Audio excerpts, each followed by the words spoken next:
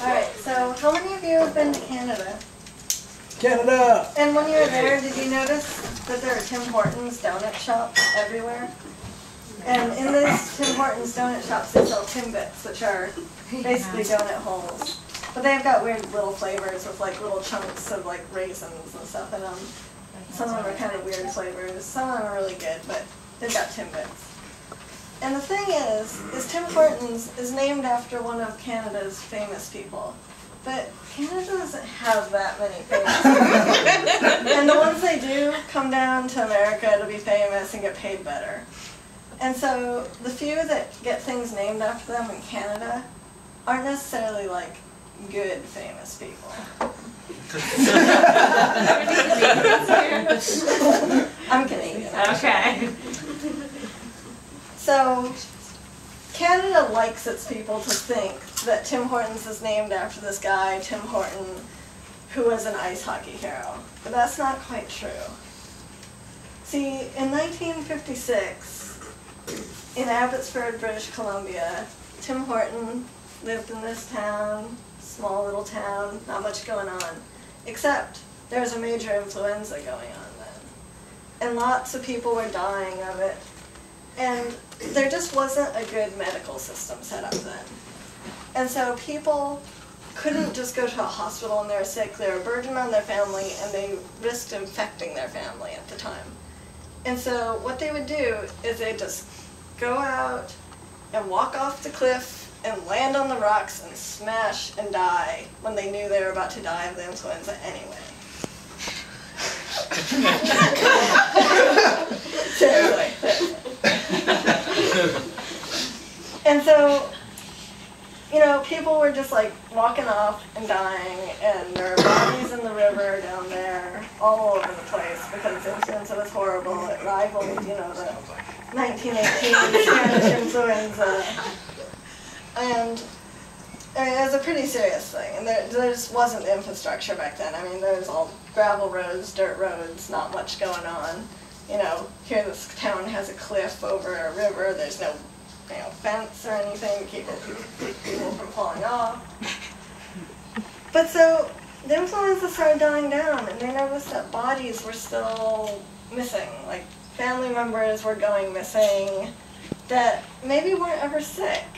And so a mob started forming one day.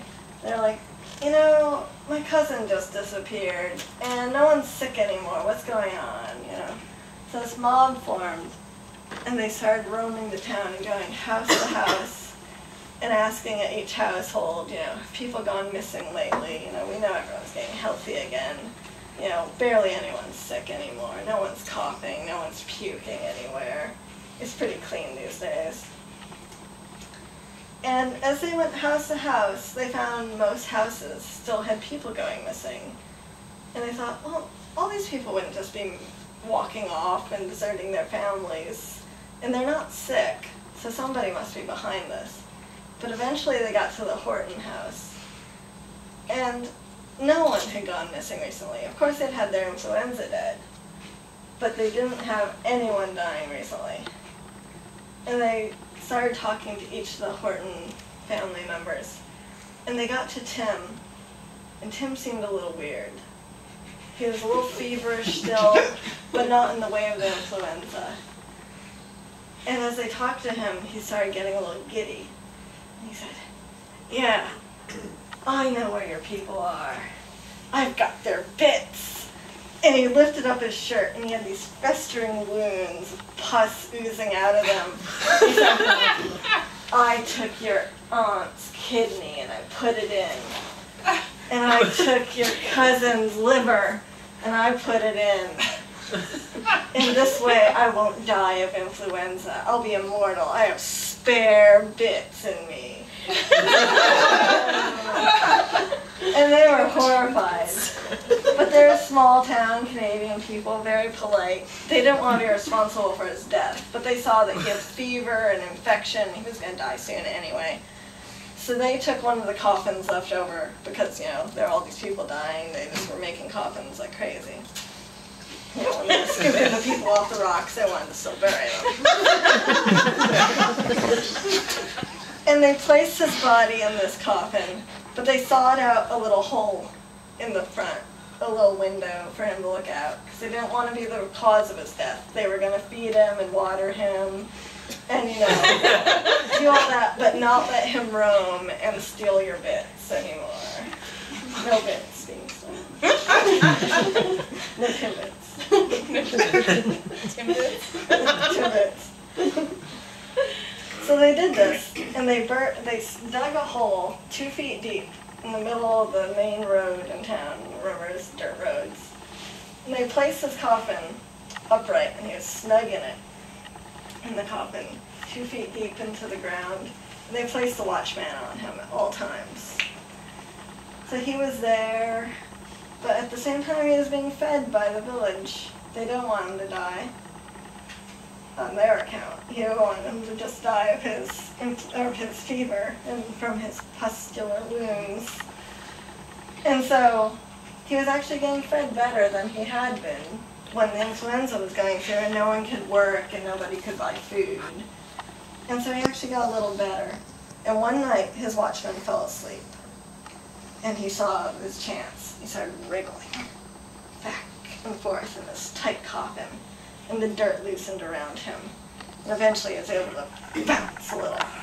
He hopped in his coffin, hopped, and he hopped down the street, up to this night watchman, onto his skull. Crunch! And blood splattered everywhere. His brains covered his coffin. And he hopped down the street some more. And a little girl was out with her bucket going to the well to get water for the evening tea. And she saw him and froze, and he hopped up to her. Hopped and knocked her over and squished her guts.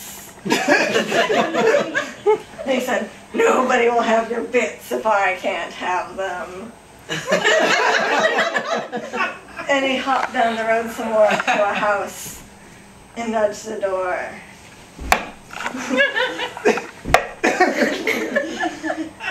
And a little girl opened that door, and she saw him and saw his face and his grin on his face that was just maniacal and horrifying. And she had the wherewithal to scream. And her family came to the door and saw him. They grabbed her and they ran out the back door and yelled and stirred up the whole neighborhood. And everybody came out into the street. But when they saw him and he turned around and he started hopping at them, because before they just seen him standing there in the coffin, hopping at them, they all froze in terror, like deer in the headlight, and they backed away from him as he hopped. And they backed away, and he hopped, and they backed away. And soon he had them cornered on a little peninsula out where it jutted, where the river turned and the cliff went down. And he himself was close to the cliff, but they were totally edged in by him and frozen with terror, until that little girl who had seen him at the door thought of something and reached into her pocket, pulled out this packet, and just as he was hopping at them, she threw it, and it knocked him just enough off balance. They went tumbling down onto the rocks and smashed dead. And the town was so thrilled. They're out of their fear and stupor, and they, brought her up in this great celebration, and they're like, "You're our hero!" And they cheered, and they, threw her in the air, and just were so happy. And then, after they got over this a bit, they looked at her and they said, "But how did you know? What did you throw at him? How did you know it would help?" And she said, "Well, during the influenza, and we all had sore throats. I had it left in my pocket. It was Hall's. It stops the coughing."